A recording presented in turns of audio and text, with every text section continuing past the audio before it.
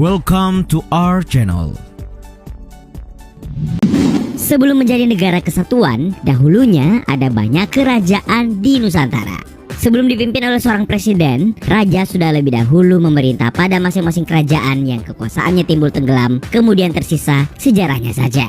Nah, jika kalian pernah belajar sejarah, maka nama-nama kerajaan yang akan dibahas berikut pasti begitu melekat. Terlebih, channel Data Fakta sudah menyiapkan daftar kerajaan yang dalam perjalanannya merupakan yang paling berpengaruh. Simaklah sampai habis.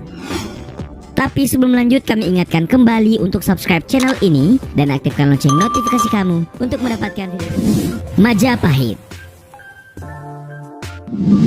Masih ingatkah kalian dengan sumpah palapa yang melegenda ala Gajah Mada? Ya, sumpah untuk menyatukan wilayah-wilayah Nusantara di bawah naungan Majapahit oleh Patih Majapahit tersebut benar-benar terjadi.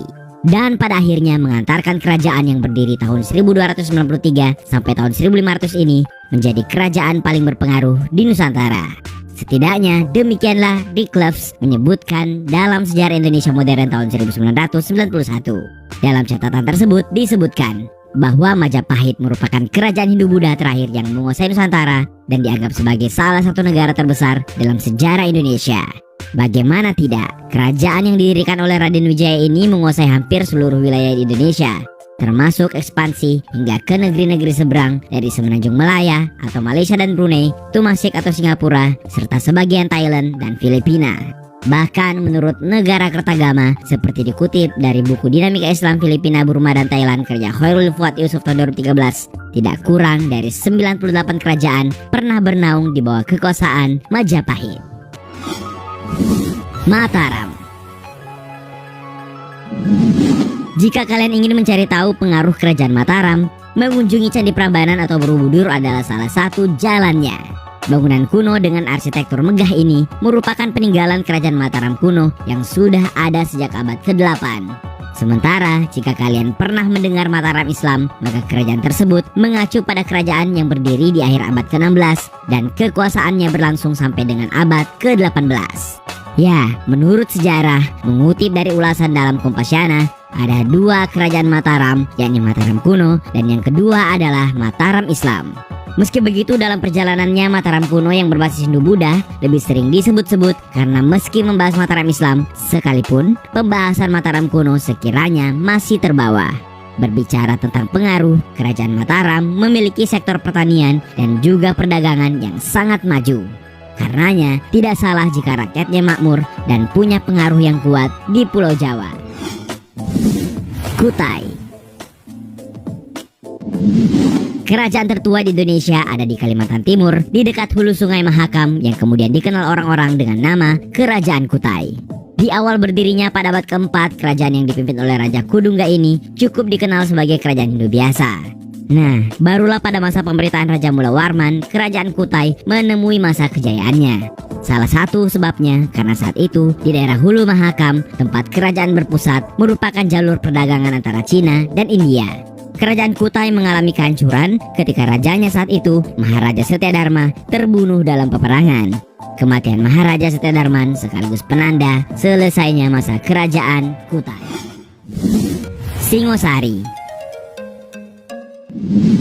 Antara tahun 1222 hingga tahun 1292 lahirlah sebuah kerajaan yang didirikan oleh seorang pengawal setelah membunuh seorang aku bernama Tunggul Ametung di bawah kekuasaan Kerajaan Kediri. Tahukah kalian siapa pengawal yang dimaksud? Dia adalah Ken Arok, pendiri kerajaan yang berpusat di utara kota Malang, sebuah kerajaan bernama Singasari atau Singosari yang kemudian hari didapuk sebagai penerus suksesnya Kerajaan Kediri yang sama-sama berbasis di Jawa Timur.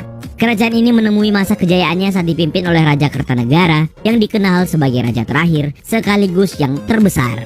Memimpin dari tahun 1272 sampai 1292, Kertanegara menjadi raja pertama yang melakukan penaklukan hingga keluar Pulau Jawa. Sriwijaya.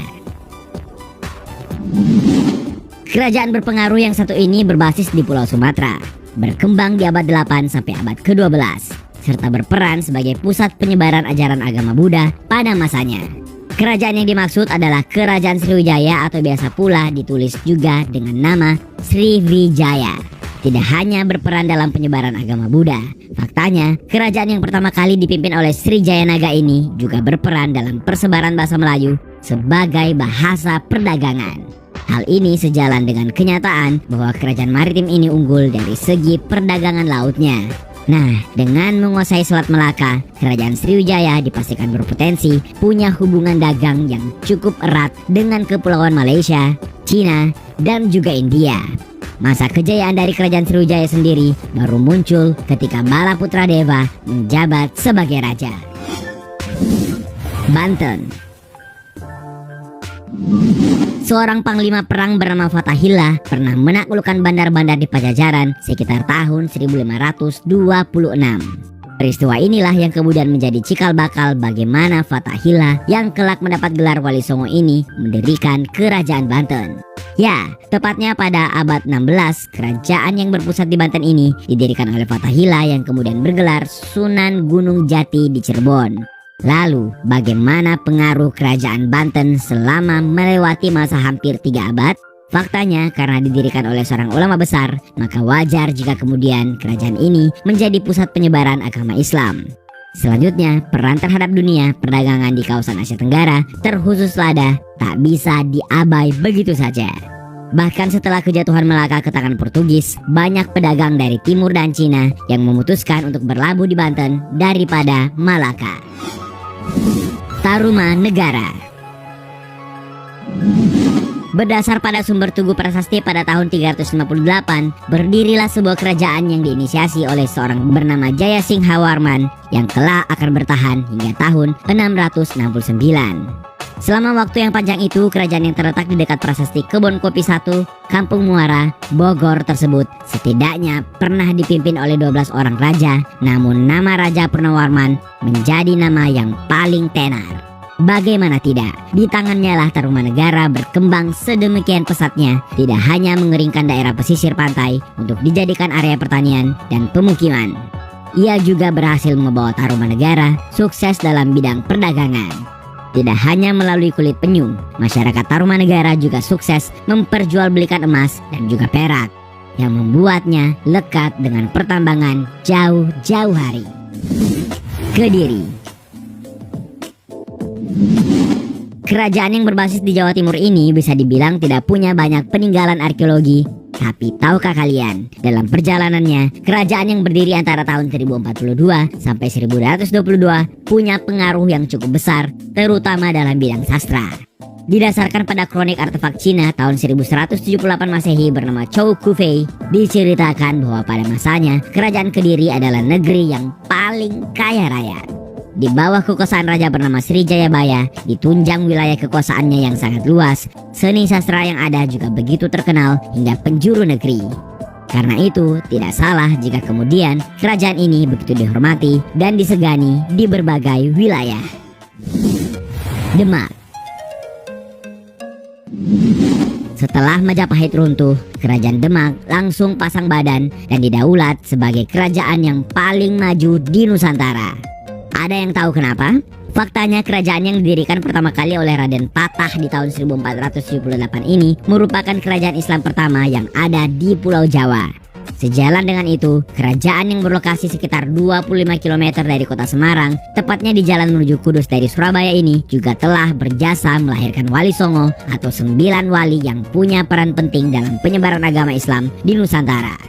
Jadi, tidak perlu lagi diragukan pengaruhnya. Kalian pasti sudah bisa membayangkannya, bukan? Samudra Pasai. Kerajaan yang akan dibahas berikut ini merupakan kerajaan Islam yang pertama kali ada di Indonesia. Berpusat di pesisir pantai Sumatera sejak abad ke-13, kerajaan yang dipimpin pertama kali oleh Sultan Malik Al-Saleh ini faktanya punya pengaruh yang cukup besar. Salah satu yang penting untuk diingat adalah perkembangan kerajaan Samudra Pasai di bawah kepemimpinan Raja Sultan Malukul Dahir. Sebagai kerajaan yang berlokasi di dekat pantai, kerajaan ini punya lokasi yang cukup strategis. Hal ini dibuktikan dengan posisinya sebagai pusat perdagangan yang maju, bahkan pelabuhan kerajaan ini pun selalu ramai oleh pedagang dari Asia, Afrika, Cina, dan Eropa. Itulah tadi 10 kerajaan berpengaruh yang pernah ada di Nusantara. Nah, kalau kalian punya versi sendiri tidak tentang kerajaan mana yang punya pengaruh besar di Nusantara?